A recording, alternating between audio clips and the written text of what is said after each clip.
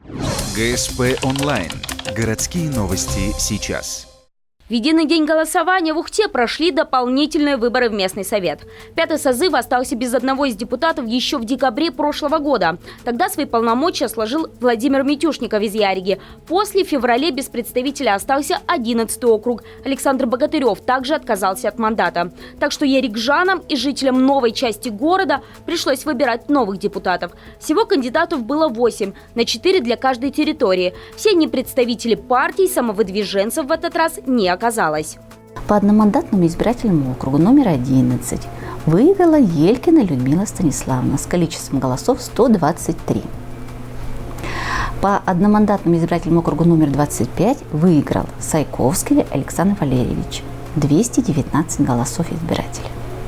Всего в списках избирателей было 7622 человека на 2 округа. На избирательные участки из них явились лишь 770. Таким образом, явка составила 10,1%. Если сравнивать с дополнительными выборами прошлого года, то она стала выше. В 2018-м выбирали депутата 7-го округа, голосование охватило лишь чуть больше 8% списка. В теперешнем составе народные избранники будут работать до следующей осени. В сентябре пройдут выборы в новый созыв как муниципального, так и Государственного совета.